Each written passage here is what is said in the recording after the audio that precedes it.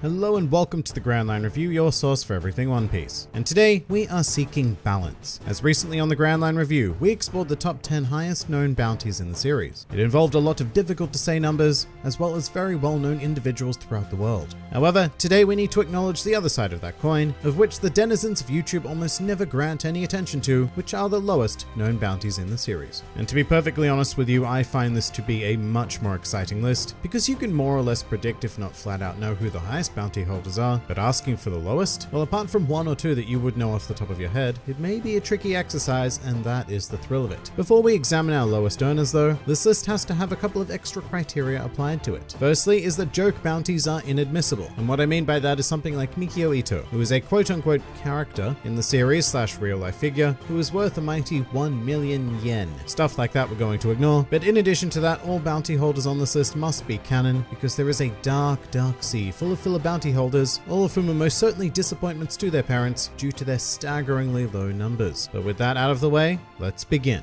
Welcome to the top 10 lowest known bounties in One Piece. Number 10.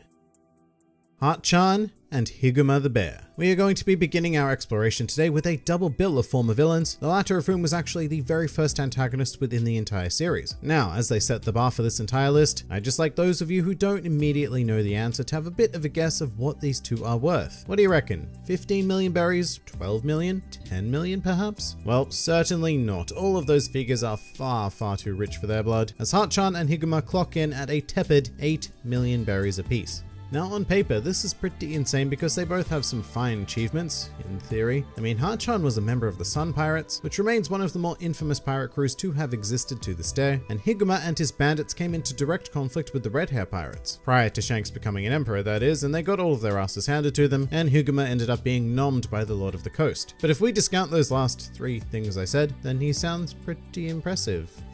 And you know what, to be fair, 8 million berries is still quite a decent chunk of change, and I can guarantee you that there are at least 9 other people in this world who were deemed as even less of a threat to the world government than Hart-chan or Higuma. Number 9.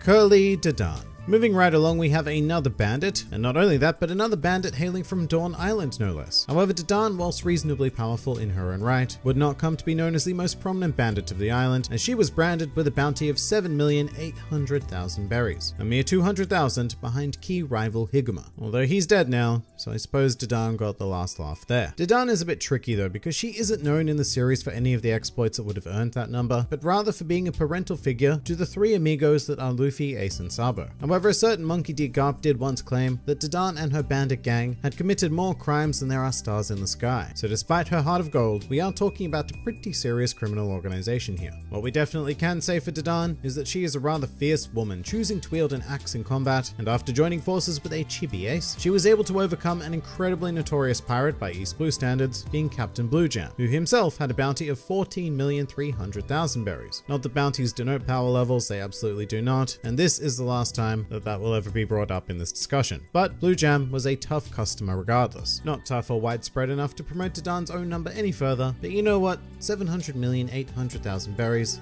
is just fine. Number 8.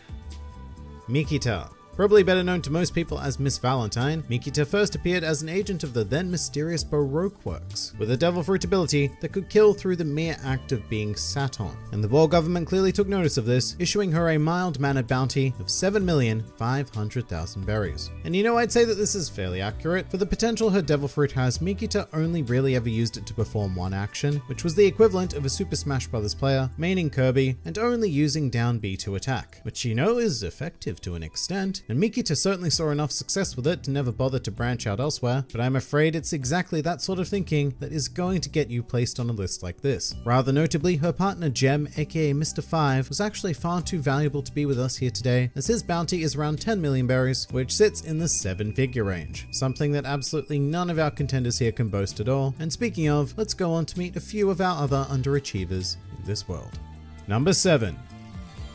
The Meow Band brothers. Individually known as Sham and Butchie, these two near furries command a nice and subtle 7 million berry bounty between them. Now remember, shared bounties aren't that uncommon a concept within the One Piece world, and the most prominent example of that would be Dory and Broggy, except that their shared bounty is 200 million berries. Now that That's a fine number. As for the Meow Band brothers, well, they leave a tiny bit to be desired in comparison. What it does bring to light though is the fact that individually, neither Sham nor Butchie would have likely attained a number as large as 7 million. And you know what? They may have even been heavy contenders to top this race to the bottom, because I mean, if you divide their worth perfectly, 3.5 million each is a deliciously low number. But it doesn't stop there, because you know, what if Sham was worth 5 million berries and Butchie was only worth 2 million berries? Even better. Or perhaps Sham is worth a measly 1 berry, whilst Butchie makes up the rest. Either way, this is an example of teamwork going absolutely awry. Separately, these two could have been true contenders for the lowest bounty in the series. However, together, I'm afraid the best I can do for them is 7th place.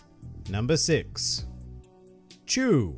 Alright, here we have yet another fishman gracing this list, and just like his compatriot Hatchan, Chew was a former member of the Sun Pirates. Pretty good CV, however it hasn't quite gotten him the job, as he was assigned a poverty level bounty of 5,500,000 berries. Quite a leap downwards from our previous contenders, who I will remind you were the Meow Band brothers. So Chew, you have a bit of explaining to do, buddy. Now a lot of this may have to do with the fact that Chew isn't the smartest of individuals. In fact, he has the distinct dishonor of being the only character to lose to Usopp in one-on-one combat in the entire East Blue saga, as well as most of the Alabasta saga, the Skypiea saga, the Water 7 saga. Actually, pretty crazily enough, Usopp would not beat another major opponent one-on-one until Perona in the Thriller Bark saga. And this is despite the fact that Chew has dem lips, making him very proficient at sucking. And rather notably, Chew does not swallow, he exclusively spits, which is his primary method of attack, firing bullet-esque projectiles from their mouth. And sadly, this isn't quite versatile enough to do much for him, and hence why he was given a token bounty, which is more than likely due to his association with the Sun Pirates as well as Arlong. So we're not really in a good place here, but I'm afraid that our standards are only going to slip further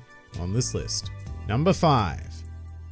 Alvida. Here we have the self-proclaimed most beautiful lady on all of the seas, and that was a thought that became echoed back at her after the fateful consumption of the Sube Sube no Mi. But I'm afraid that even with that, Alvida doesn't quite carry the infamy of a Boa Hancock, or the acclaim of a Princess Shirahoshi, and in fact the world really only has taken notice of Alvida to the tune of 5 million berries. And I suppose that amount is fair enough. I mean, she was a relatively dangerous pirate in the days of East Blue, dangerous enough to be swiftly dealt with by a singular rubber boy anyway. In her defense though, Alvida has some guns because she wields that mighty club, so there is some damage to be done to the civilians of the world. And hey, after becoming associated with a certain Buggy D clown, there's every chance that Alvida's name will incidentally spread throughout the world, although I'm not so sure that being connected to Buggy is going to help her in the numbers game.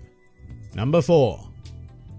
Porchemi. So if you don't remember Porchemi, I don't necessarily blame you, but he appeared in Luffy's second flashback as a member of the Blue Jam Pirates, and is no longer with us in this world actually, but while he was, he commanded an incredible bounty of 3,400,000 berries. 8, that's a low number. It's actually almost embarrassing for a fully grown adult to be considered such a featherweight to the world, but when we take a close look at Porchemi's CV, it's pretty easy to see why, because he only seems to be dangerous to one sliver of the population, which is defenseless children. And so Porchemi's claim to fame was capturing and torturing a very young Monkey D. Luffy, but failing to get any information out of him, and then proceeding to get beaten up by 2 other children as a result. Even his Captain Blue Jam was so sufficiently ashamed of this human being that he promptly disposed of him after learning of the latest in what could only have been a long streak of failure.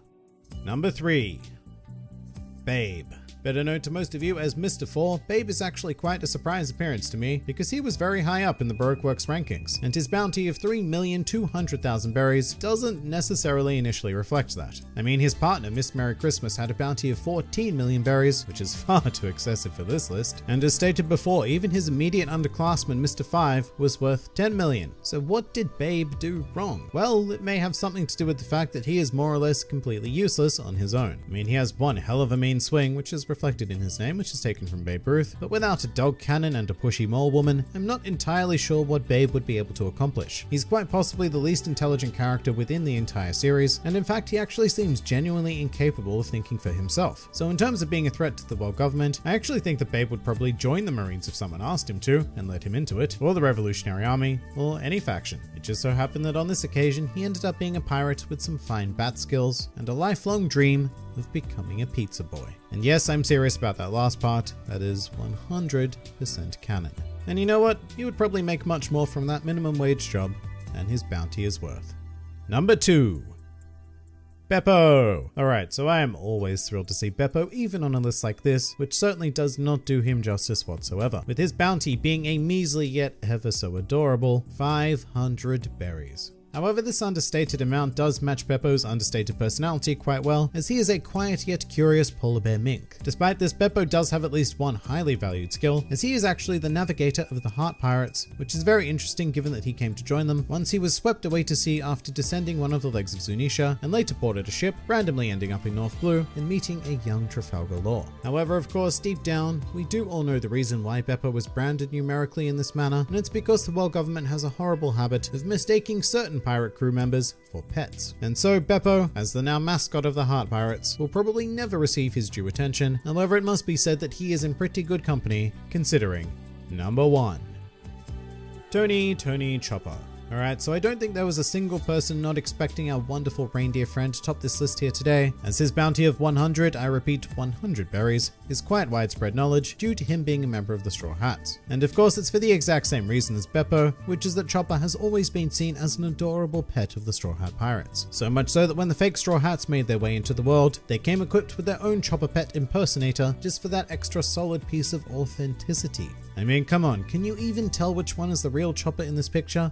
I certainly can't. Now, it does also need to be said that while Chopper is the resounding victor of today's list, he could have won an even greater victory if his bounty had not been increased to 100 berries from his initial number of 50 berries. So really, nobody else ever had a chance. However, due to the fact that Chopper is a primary protagonist, it is entirely possible that a day may come where he becomes so infamous that the world government has no choice but to recognize him for the threat that he really is. However, as things stand currently, Sir Chopper, I have no choice but to crown you as the lowest known bounty in One Piece.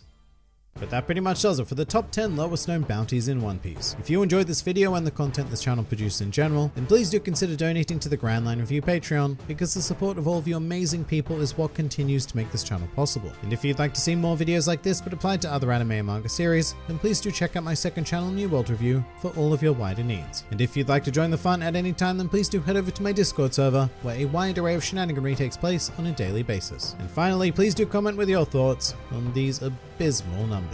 This has been the Grand Line Review, and I'll see you next time.